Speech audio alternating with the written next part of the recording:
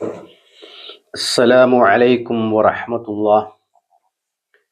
നമ്മളിന്ന് പറയാൻ പോകുന്നത് ലിസാനുൽ ഖുർആൻ മദ്രസയിലെ സമസ്ത കേരള ഇസ്ലാം മത വിദ്യാഭ്യാസ ബോർഡിൻ്റെ 4ാം ക്ലാസ്സിൽ പഠിപ്പിക്കുന്ന ലിസാനുൽ ഖുർആൻ എന്ന പുസ്തകത്തിൽ നിന്നുള്ള പാഠമാണ് നമ്മളിന്ന് പരിചയപ്പെടുത്താൻ പോകുന്നത്. നോക്കാം, ഏതാണ് പാഠം?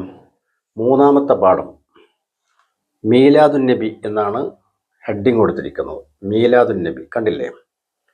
മീലാദുൻ നബി തന്നെ നബിയുടെ ജന്മദിനം എന്നാണ് ആ വാക്കിൻ്റെ അർത്ഥം. ജന്മദിനം കഴിഞ്ഞു അല്ലേ? ഓക്കെ, നമുക്കൊന്ന് അർത്ഥം വെച്ച് നോക്കാം. എല്ലാവരും ശ്രദ്ധിക്കുക.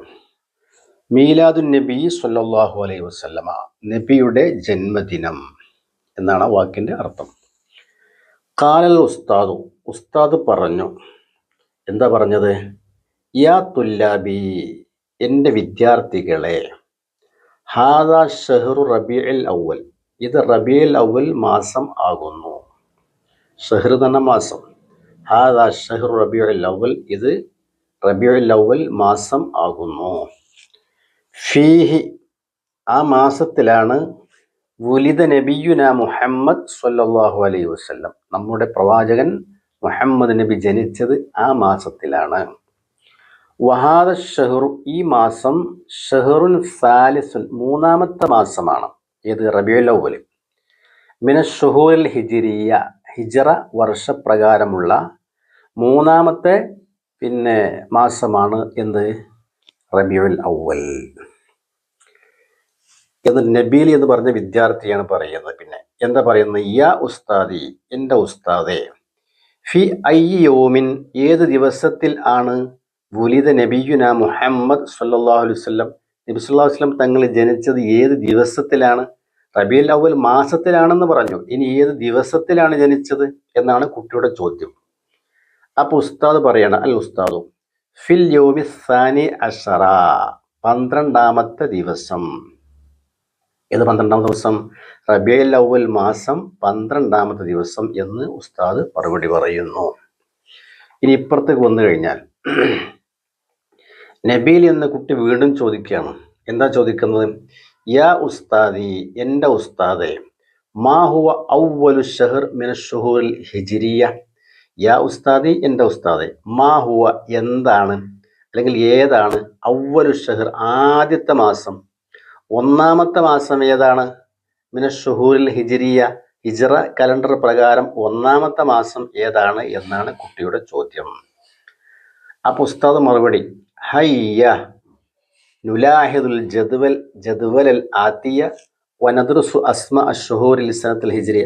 നമുക്ക് ഹയ്യ വരൂ, നുലാഹിദുൽ ജദ്വൽ, നമുക്ക് താഴെ കാണുന്ന അൽ ആത്തിയ, താഴെ കാണുന്ന ഈ പട്ടിക നമുക്ക് പരിശോധിച്ച് മനസ്സിലാക്കാം. ഏതൊക്കെയാണ് 1ാമത്തത്, ഏത് 2ാമത്തത്, ഏതാ 3ാമത്തത് എന്നിങ്ങനെ ഓരോ മാസവും തെർത്തീബായിട്ട് വഴിക്ക് വഴിയായി നമുക്ക് പഠിക്കാം.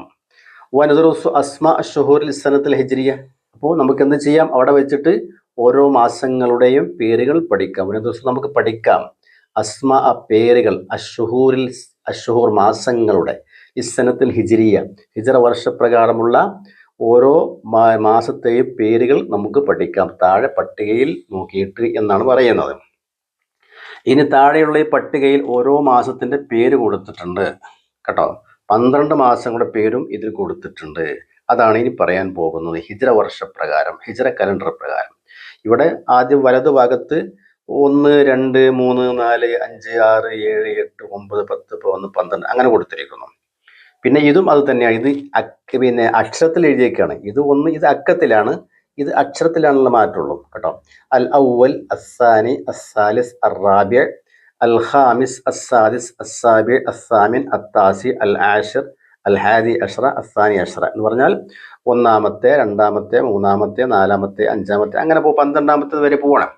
ഇനി ഇവിടെയാണ് മാസം പറയുന്നത്. ഇവിടെയാണ് ഈ കള്ളിയിലാണ് മാസങ്ങളുടെ പേരുള്ളത്. അത് നമുക്ക് വഴിക്ക് വഴിയെ നോക്കാം.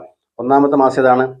മുഹറം, സഫർ, റബീഉൽ അവ്വൽ, റബീഉൽ ആഖിർ, ജമാദൽ ഊല, ജമാദൽ ആഖിറ, റജബ്, ഷഅബാൻ, റമളാൻ, ഷവ്വാൽ, ദുൽഖഅദ, ദുൽഹിജ്ജ.